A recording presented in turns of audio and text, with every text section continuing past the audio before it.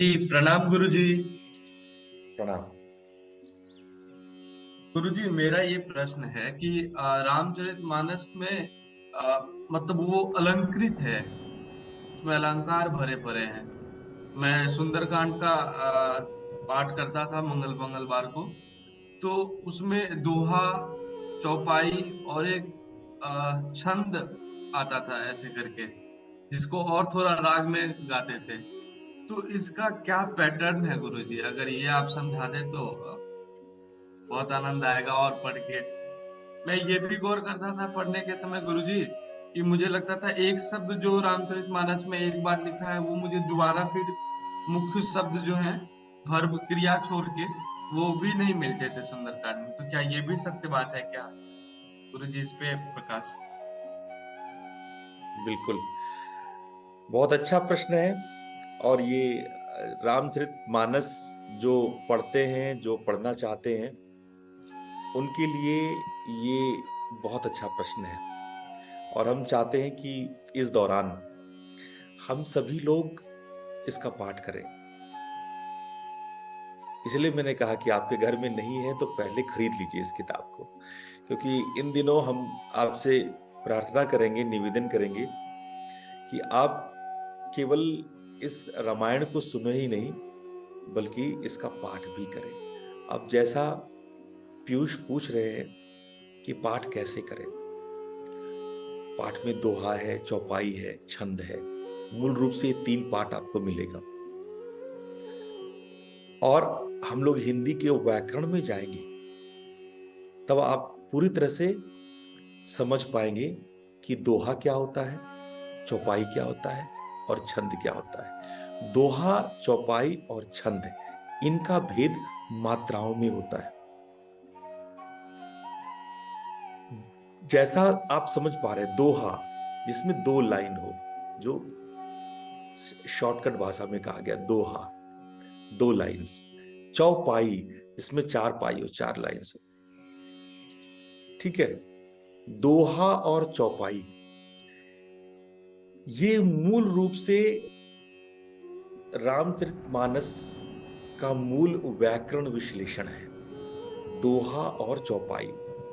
लेकिन बीच बीच में छंद और श्लोक भी आपको मिलेगा। मूल रूप से जब भी चैप्टर शुरू करते हैं गोस्वामी जी, तो वो छंद करके, वो संस्कृत में श्लोक करके शुरू करते हैं। बीच बीच में छंद है, श्लोक संस्कृत में है। और संस्कृत में हम लोग 12-12 मात्राओं पर, आगे 12 मात्रा, नीचे 12 मात्रा पर, दोहा में 16 मात्राएं हैं। और उसी प्रकार छंद में 18 मात्राएं हैं। उसका राग है, इसीलिए वो गेय है, काव्य है। काव्य का मतलब होता है उसको कविता में लिखा, उसमें से ग्रंथ कहानी की तरह नहीं लिखा, उसको कहानी की तरह नहीं लिखा गया। ये मंत्र नहीं है, ये गीत है, इसको गाया जाता है, ये काव्य है, कविता है। इसलिए इसको मैंने कहा महाकाव्य। दो महाकाव्य हो, महाभारत और रामायण। और तो और, इसको संसार के सबसे पहले कवि ने लिखा, रामायण को।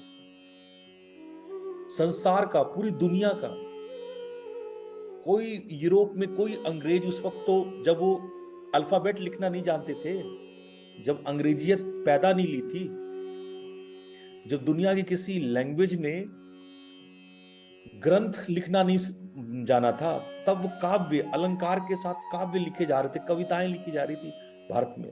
और भारत के पहले कवि आदरणीय वाल्मीकि हुए, भारत के पहले कवि थे। उससे पहले कोई कवि नहीं हुआ।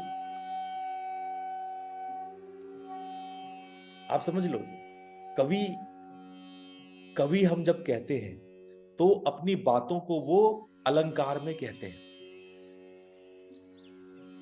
12 प्रकार के अलंकार होते हैं, जिसमें 18 समास यूज किया जाता है, फ्रेजेस यूज की जाती है। और वो अपनी बातों को अलंकार में कहते हैं। और अलंकार में कहने से उनकी बातें ज्यादा प्रभावी, सुंदर, सुनने में ज्यादा आनंद करने वाला और गेय हो जाता है, उसको गाया जा सकता है। तो हम आने वाले समय में आपको आपके साथ ही गाएंगे। पीयूष जी, आप चिंता न करें। आप समझ लें कि दोहा कैसे गाई जाती है। दोहा गाने के कई कई तरीके हैं। उत्तर भारत में लगभग लगभग 6 तरीके से रामायण गाया जाता है। दक्षिण भारत में, और अगर हम गुजरात और मराठा ले ले, मराठी भाषा में 3 तरह से गाई जाती है, और उत्तर भाषा में 2 तरह से गाई जाती है। इसके लिए मैं आप लोगों को रेफर करूंगा एक रामायणी कथावाचक छुन्नू मिश्रा। आप में से पता नहीं आप लोगों ने इनका नाम सुना है। इनको कई राष्ट्रीय अकादमी अवार्ड मिल चुका है। स्वयं प्रधानमंत्री बार बार छन्नूलाल जी से जब भी काशी जाते हैं तो उनके चरण स्पर्श करने जाते हैं वो। और रामायण पर उनका गेय वर्जन, कितने प्रकार से रामायण गाई जाती है, कितने प्रकार से रामायण बोली जाती है, उस पर उनका बहुत विशद अध्ययन है, चर्चा करते हैं वो। तो छन्नूलाल की आप गूगल में टाइप करेंगे तो आपको ये सारे जो मैंने बताया, इन सारे का कैसे कैसे उच्चारण करेंगे, उसको गाएंगे, उसका वर्णन मिल जाएगा। हम अगले एपिसोड में हम आपको आपके साथ गाएंगे और आपको गवाएंगे भी। इसलिए बेहतर है कि आप लोग सब रामायण का ग्रंथ खरीद लीजिए, ताकि हम आपको आगे गवाएं भी, आपको बताएं भी कि इसका उच्चारण कैसे होता है। ये सरल है, ये संस्कृत की तरह कठिन नहीं है। संस्कृत की तरह कठिन नहीं होने के कारण, हाँ, ये छन्नूलाल मिश्रा जी। तो छन्नूलाल मिश्रा जी की आप वो साउथ इंडियन भाषा में भी गाते हैं रामचरितमानस को। वो मराठी में भी गाते हैं, गुजराती में भी गाते हैं, और राजस्थानी में भी गाते हैं। तो ये अद्भुत अद्भुत गायक है। तो इनको आप अनुसरण करें, इनको गूगल में जाकर के इनके कितने प्रकार से गाए जाते हैं, इनका वर्णन आपको मिश्रा जी बता देंगे। और मिश्रा जी का सानिध्य मुझे कई बार मिला है।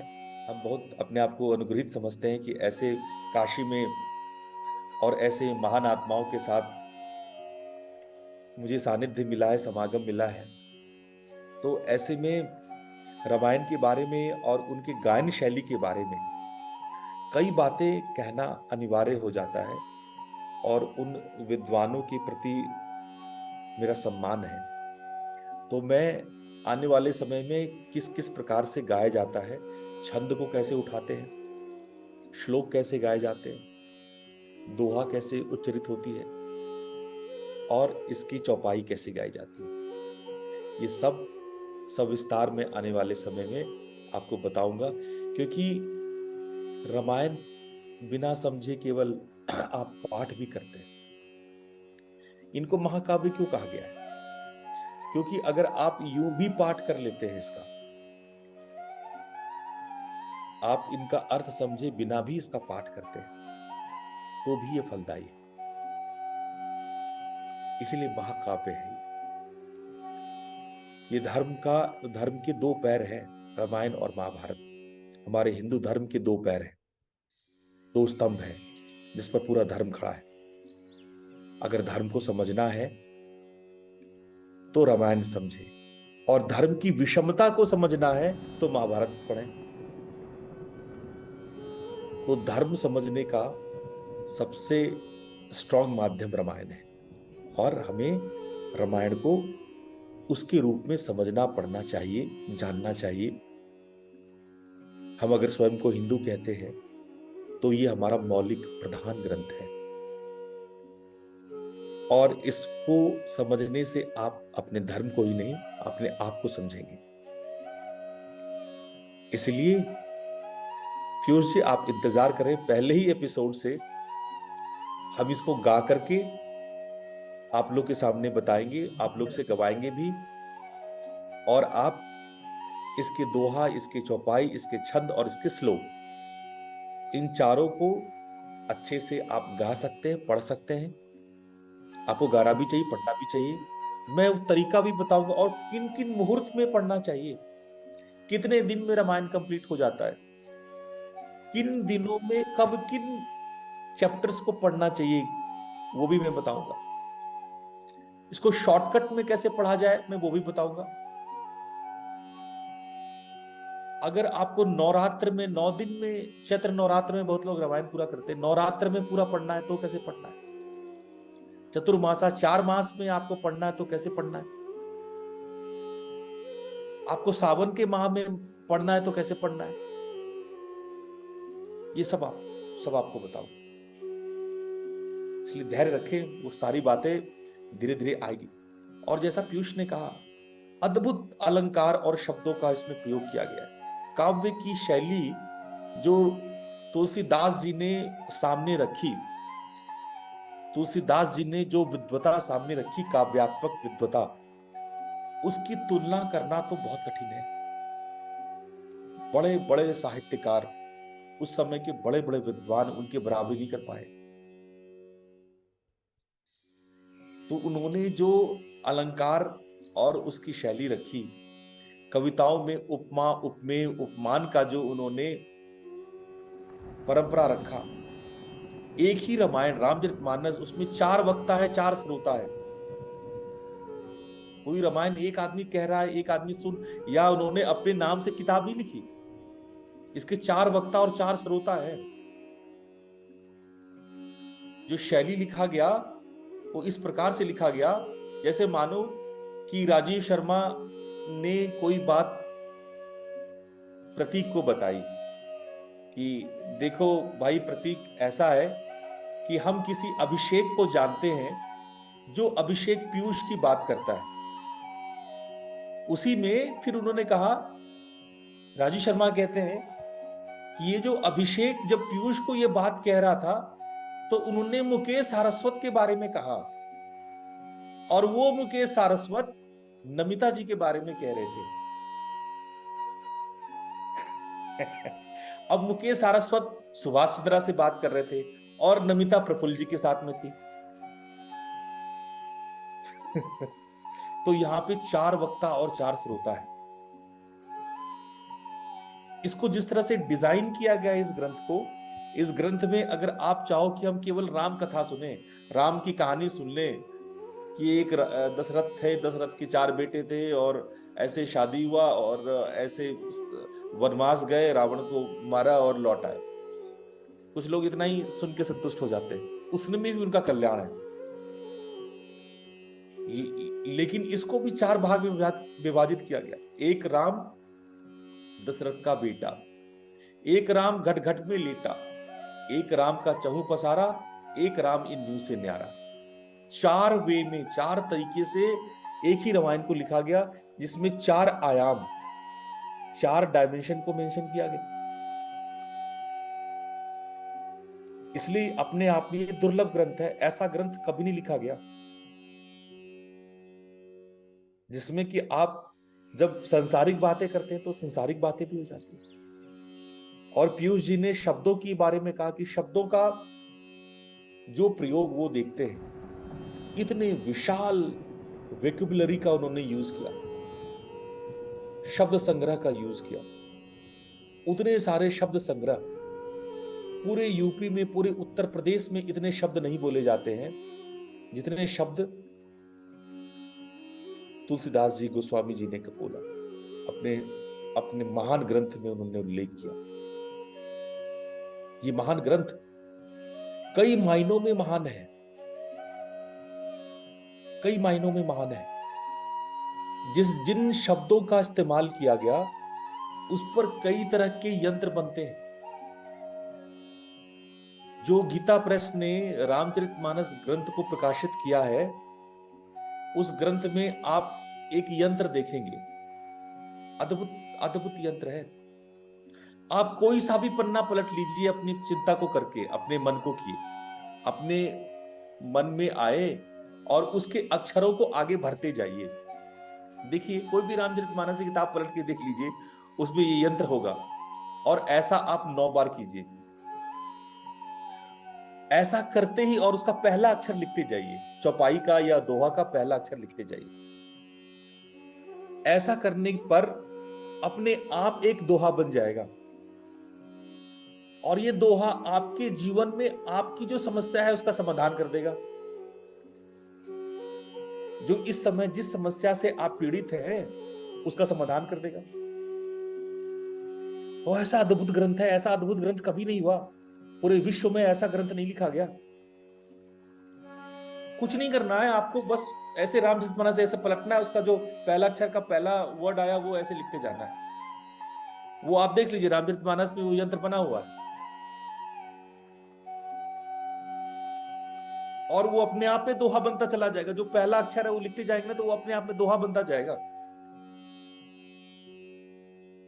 ऐसा अद्भुत ग्रंथ है भाई, किसी ने कल्पना की होगी ऐसे ग्रंथ की, जिसके आगे के अक्षरों को पढ़ लो तो दोहा बन जाए।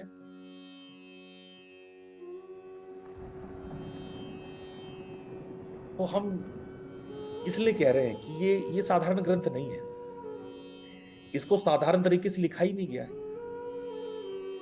ये आपके आज भी आपकी समस्याओं को, जो आपकी, आप कहते हो कि ये हमारे पारिवारिक कलह, अरे पारिवारिक कलह तो छोड़ दो, ये आपकी फाइनेंशियल, आपकी बिजनेस प्रॉब्लम्स को सॉल्व करेगा।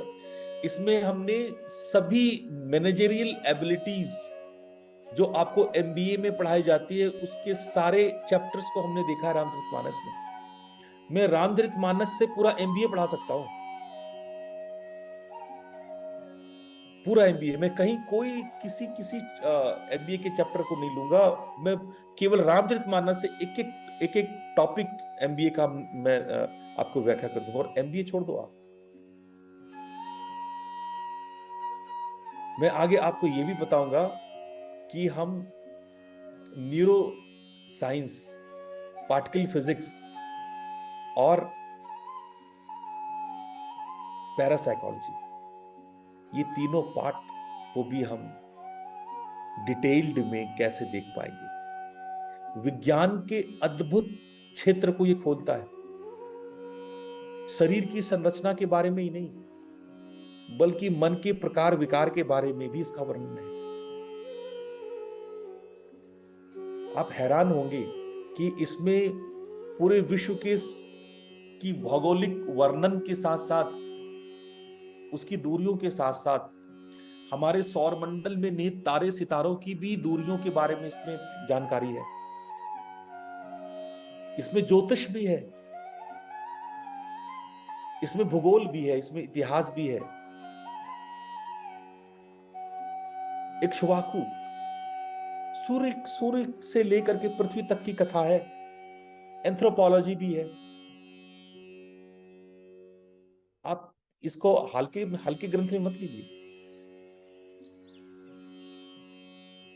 इसमें ऐसा कोई विज्ञान नहीं है जो इस शास्त्र में, जो हम लोग पढ़ते हैं केमिस्ट्री बायोलॉजी, ये इसमें नहीं है।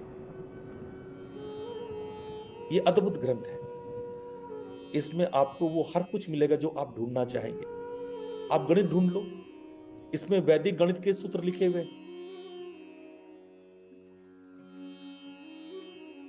इसमें वो सब कुछ मिल जाएगा जिस नजर से आप इसको ढूंढना चाहोगे। आप ढूंढना चाहोगे कि हम करोड़पति कैसे बने, उसके तरीके भी इसमें निकल आएंगे। आप चाहोगे कि हम कोई केस जो हम लड़ रहे हैं अदालत में, उसमें हम क्या करें, उसके उपाय भी निकल आएंगे। आप चाहोगे कि आपके परिवार में कोई बीमार है, उसका इलाज कैसे हो जाए, वो भी इस ग्रंथ में पालोगे।